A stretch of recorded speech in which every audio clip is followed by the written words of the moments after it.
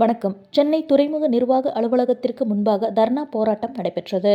ஓய்வு பெற்ற அதிகாரிகள் தங்கள் கோரிக்கைகளை வலியுறுத்தி நலசங்கம் மூலமாக இந்த தர்ணா போராட்டத்தை மேற்கொண்டனர். முன்னதாக இந்த தர்ணா போராட்டத்திற்கு தலைவர் பொறியாளர் PN கோபால் அவர்கள் தலைமை வகித்தார். செயலாளர் S பூமிநாதன் அவர்கள் வரவேற்புரை வழங்கினார். இதுகுறித்து செய்தியாளரிடம் பேசிய சென்னை துறைமுக ஓய்வு பெற்ற அதிகாரிகள் நல சங்கத்தின் துணைத் தலைவர் செல்லதுரை அவர்கள் தெரிவித்திருப்பதாவது: மத்திய அரசு 3ஆம் மற்றும் 4ஆம் நிலை ஊழியர்களுக்கு 5 வருடத்திற்கு ஒருமுறை சம்பள உயர்வு கொடுத்தது. 1ஆம் மற்றும் 2ஆம் நிலை ஊழியர்களுக்கு 10 ஆண்டுகளுக்கு ஒருமுறை சம்பள உயர்வு கொடுப்பதால் 1ஆம் நிலையில் இருக்கக்கூடிய ஊழியர்களை விட 3ஆம் 4ஆம் நிலையில் உள்ள ஊழியர்கள் அதிக சம்பளம் பெற்றுக் கொண்டிருக்கின்றனர். இதனை உடனடியாக மாற்ற வேண்டும். விடுபட்ட 17.5% சிறப்பு ஊதியத்தை ஓய்வு பெற்ற மற்றும் பணியில் உள்ள அதிகாரிகளுக்கு 2017 முதல் அடிப்படை ஊதியம் ஓய்வூதியத்துடன் இணைக்க வேண்டும்.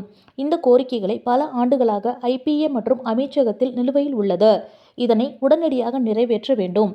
துறைமுக அதிகாரிகளுக்கான ஊதியம் மற்றும் ஓய்வூதியத்தை 2022 முதல் 3ஆம் மற்றும் 4ஆம் நிலை ஊழியர்களுக்கு இணையாக திருத்தி அமைக்க வேண்டும். சென்னை துறைமுக மருத்துவமனையில் சிகிச்சை பெற விரும்பாத ஓய்வூதியதாரர்களுக்கு மாதம் 1000 ரூபாய் மருத்துவப்படியாக வழங்கப்பட்டு வருகின்றது. 3ஆம் மற்றும் 4ஆம் ஊழியர்களுக்கு இணையாக ரூபாய் 2000 மாதந்தோறும் வழங்கப்பட வேண்டும். மூத்த குடிமக்கள் ஓய்வூதியர்களுக்கு தாராளமாக தரமான மருத்துவ சிகிச்சை வசதிகள் வழங்கிட வேண்டும்.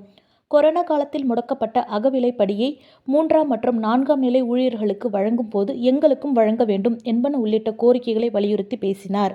எங்களது கோரிக்கையை அரசாங்கம் நிறைவேற்றவில்லை எனில் போராட்டமானது அடுத்த கட்டத்தை நோக்கி நகரும் என்றும் அவர் கூறினார். உடன் பொருளாளர் ராஜகோபால், துணைத் தலைவர்கள், இணை செயலாளர்கள், நிர்வாக உறுப்பினர்கள் இருந்தனர்.